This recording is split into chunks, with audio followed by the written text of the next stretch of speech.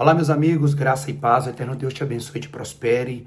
Hoje, na nossa série Escolhido do Mestre, vamos começar a falar dos discípulos, por Pedro até Judas. Vamos trabalhar o comportamento, a origem, o perfil de cada um. Mas antes disso, eu queria falar algo muito importante, que está escrito em Atos, capítulo 2, verso 14. Então, Pedro se colocou de pé juntamente com os 11. Então, Pedro se colocou de pé juntamente com os 11. Esse texto está relatando justamente quando o Espírito Santo veio, o derramar do Espírito veio, encheu ali os discípulos, o cenáculo, e então Pedro, juntamente com os 11, se coloca de pé. E antes de nós falarmos aqui sobre o perfil, sobre a origem, o comportamento de cada um dos discípulos, é muito importante nós falarmos sobre o processo do tempo. Porque no dia que Jesus encontrou Pedro, e nós vamos falar sobre isso amanhã, ele vai fazer uma promessa para Pedro: você vai deixar de pescar peixes e vai passar a pescar homens. Mas quando você começa a ver toda a origem de Pedro, quando você começa a observar o comportamento de Pedro, e vamos falar sobre isso aí, né? A gente vai, ter aquele sentimento de que essa profecia foi para o cara errado, o endereço errado. Pedro dormia no monte, na hora da oração. Pedro cortou a orelha de um homem, querendo acertar o seu pescoço, sabemos disso, né? Pedro, ao mesmo tempo que falava pelo Espírito, deixava o diabo usar a sua própria boca, mas sobre ele havia uma promessa. E a promessa passa pelo teste do tempo. Por que precisa passar pelo teste do tempo? Olha o que eu escrevi aqui. Pedro tinha chamado, Pedro tinha experiência, Pedro agora recebeu uma promessa, mas só o tempo poderia restaurar Pedro para que a promessa se cumprisse. É muito importante nós entendermos que por ter uma promessa não é sinal de que a gente vai viver ela agora. Eu gosto de uma frase que eu uso muito para ministrar para os jovens, que Deus não está demorando, Ele está te maturando. Sabe, existem promessas na minha vida que estão hoje se cumprindo, que se Deus tivesse feito com que essas promessas tivessem se cumprido há anos atrás, eu teria matado ou morrido. Por quê? Por causa da minha infantilidade.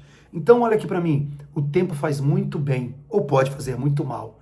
O tempo pode ser o seu amigo, como também pode se tornar o seu pior inimigo. Isso vai depender do seu comportamento diante do tempo.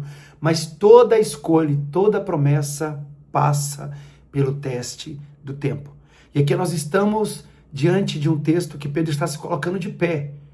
Mas vamos voltar atrás e vamos entender quanto tempo foi feita essa promessa. E quais foram os processos mediante ao tempo, para que então agora Pedro se colocasse de pé e tomasse posse dessa promessa. Como a gente está estudando, né, eu fiz questão de separar algumas coisas que o Senhor vai falando no meu coração. Vamos lá, por exemplo, Pedro foi escolhido na praia. Foi o que aconteceu, ele com o barco vazio, frustrado, vem Jesus, e a gente amanhã vai entrar fundo nisso aí. Pedro foi treinado no caminho, e o caminho não foi fácil. Jesus era o caminho, eu sou o caminho, a verdade. Sabe, Pedro tem, amanhã a gente vai estudar muito sobre isso, né? Algo muito incrível, diferente dos discípulos.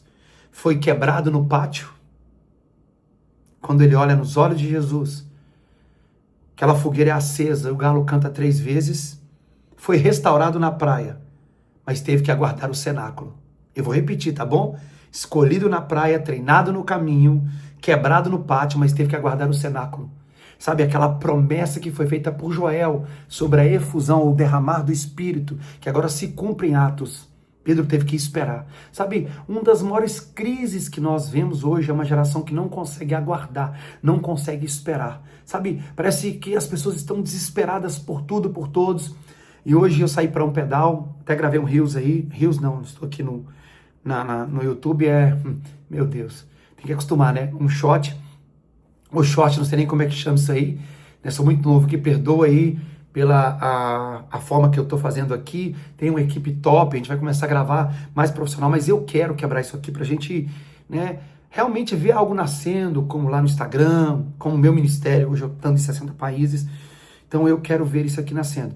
Mas presta bastante atenção em algo que eu quero falar sobre algo que aconteceu comigo hoje.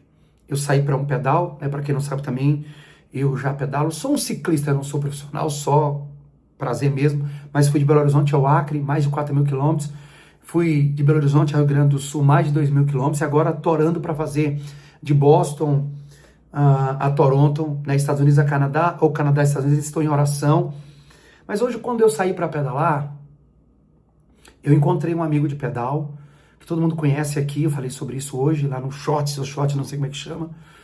E esse irmão, ele tem 65 anos de idade, 40 anos, se eu não me engano, que ele pedala, muito sábio, servo do Senhor. E eu parei para escutar os seus conselhos. E eu falei, olha, agora eu vou seguir o meu caminho, a gente chama ele de China, né? E você está voltando para casa, ainda tem uma montanha para subir. E aí, Deus abençoe, Pai do Senhor, Pai do Senhor. Só que eu estava numa outra montanha, que quando a gente desce uma montanha, eu já ia subir a outra, então a gente desce, né, com bastante velocidade para ganhar tempo. Só que quando eu estava descendo essa montanha, já quase no pé dessa, eu me assustei com uma cobra. Imagino que 1 metro, o que me assustou foi o tamanho dela, porque o lugar que a gente pedala, o que mais tem são cobrinhas pequenas, né, em alguns lugares, mas essa me assustou pelo tamanho. E ela foi armar por bote, mas eu estava tão veloz que eu passei por cima dela. Eu já passei por cima dela, já subindo a montanha, parei para ver se não tinha nada dela agarrado na bicicleta, sei lá, que ela tivesse ficado viva, alguma coisa, me assustei com essa cobra. E logo após, eu subi na última montanha, já para descer de novo, voltando para casa, um cachorro, um pastor alemão, veio correndo, irmão, agarrou na minha, ai meu Deus, na minha sapatilha, ainda bem que não pegou na minha canela, e eu consegui dibrar aquele cachorro. Resumindo, eu falei, Deus, é assim o caminho da gente, durante o processo do tempo, né? A gente passa por momentos em que a gente tem que fazer uma escolha, como hoje, né? O que eu fiz hoje? Ouvir um sábio, esmaguei uma serpente e ainda dibrei um cachorro. Porque você tem uma opção, eu falo isso já tem algum tempo. Durante o tempo você aprende a alimentar a sua fé e envenenar a sua alma. Por quê? Aí eu não tenho alguém sábio. Olha o livro da sabedoria aqui, a Bíblia. Por que a gente às vezes não vai recorrer ao Senhor, à oração? Ou ficar sendo envenenado aí pela mordida do cão ou da serpente, que para mim é Satanás?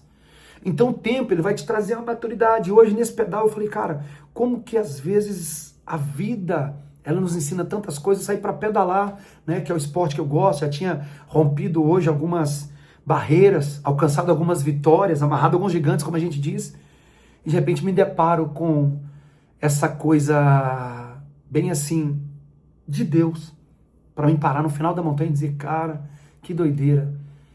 Imagina se eu fico com medo daquela serpente, eu tive medo, até parei a bicicleta, ver se ela não estava agarrada, né? Imagina se eu não tenho estratégia ali, o cachorro já tinha pegado a minha sapatilha, ele poderia, cachorro grande, né, ter me mordido em outro lugar e me machucado, mas Deus me deu graça, e assim é o tempo. Eu escrevi algumas coisas aqui, hoje a nossa aula é bem simples, amém? A demora não significa que Deus esqueceu, pode significar que Deus ainda está preparando você para aquilo que te prometeu. Olha para mim, você não está esquecido, você está escondido para o tempo oportuno de Deus. Porque juntamente com Pedro se levantou um cara chamado Matias, que foi o que ocupou o lugar de Judas, mas a gente vai falar sobre ele também.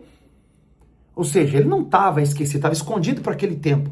Para esse momento específico aqui, onde eles entraram para o cenáculo, oraram, o Espírito Santo veio e então a glória de Deus desceu. Amém? Segundo, Deus escolheu Pedro pescando, mas o apresentou ao mundo pregando. Eu e minhas trocadilhas, né? Deus, vamos lá, escolheu Pedro pescando, mas o apresentou.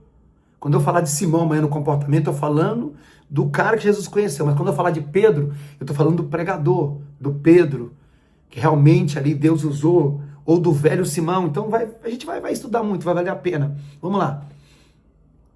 Seu pior capítulo não tem autoridade para cancelar aquilo que Deus declarou sobre a sua vida. Quantas coisas ruins Pedro passou, irmãos. Negou a Jesus. Isso. Deixou o diabo falar na sua boca, dormiu no monte, cortou ele de um cara, mas sobre ele havia uma promessa. E olha aqui para mim, vira a página.